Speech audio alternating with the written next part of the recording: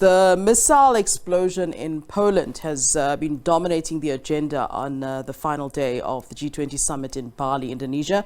Our correspondent Richard Kimber is in Bali and he joins us live. And now, very good evening or good day to you rather there in Bali. Let's talk about, what's happening there at the G20 Summit. But before I get there, obviously a lot of talk at this time, I would assume, around, what's happened in Poland, the missile that hit Poland. What are, some of the leaders then saying? And I would imagine that it kind of deviated them a little bit from what they were actually talking about. But the focus is now certainly on what's happened in Poland. What's being said?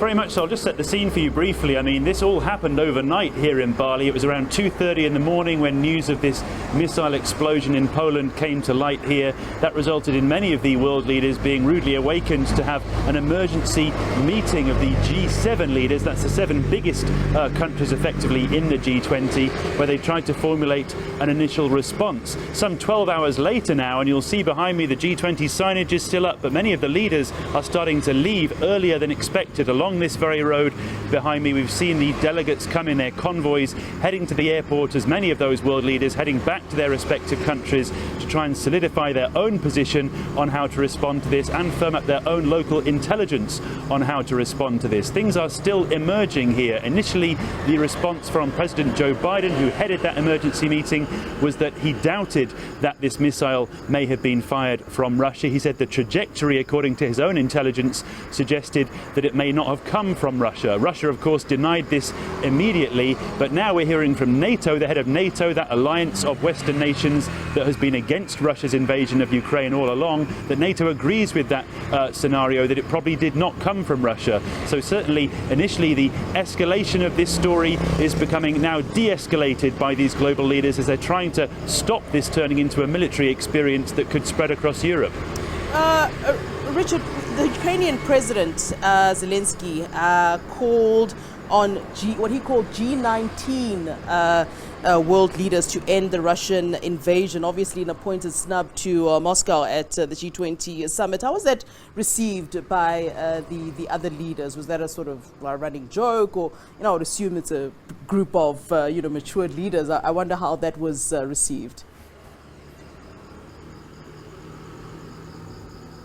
Well, he very much has the sympathy of most of the people here at the G20 Summit, of course, apart from the Russian representative, who have been making time for him to speak. He, in fact, had 20 minutes to make a video address to all of the leaders here, where he really called on them to immediately order Russia to withdraw from Ukraine without further hesitation or procrastination. He listed a specific set of circumstances by which Russia should leave, and really said that there was no more time for talk, and that this G20 Summit was the moment where the world leaders should get together and ramp up the pressure on Moscow. That was echoed by many of those leaders. We've heard from US President Joe Biden in that regard. Also, the UK Prime Minister Rishi Sunak said that this was a barbaric war that must end immediately. There were also even words of caution from China and India, 2 of the biggest countries here, who have typically not been so keen to be so outspoken towards Russia. The only response from the Russian representation here, that's Russian Foreign Minister Sergei Lavrov,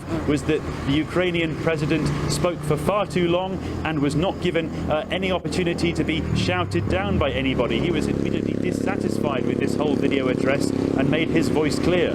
Yeah, of course, it being the final day, then let's use the last couple of minutes we have together here to talk about what else came out of the summit, the G20 Summit, as those leaders, as you say, some of whom are in fact going back home now.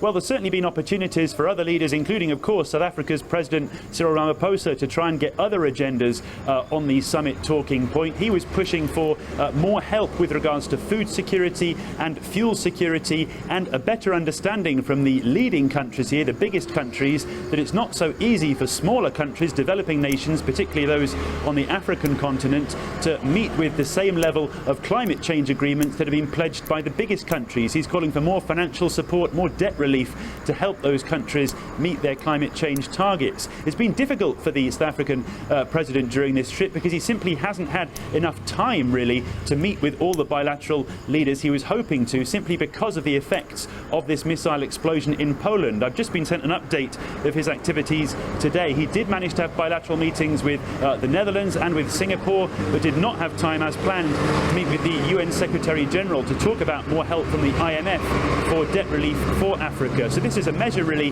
of the challenges faced by smaller countries here at the G20 as a result of so much focus on Russia and this latest missile explosion in Poland.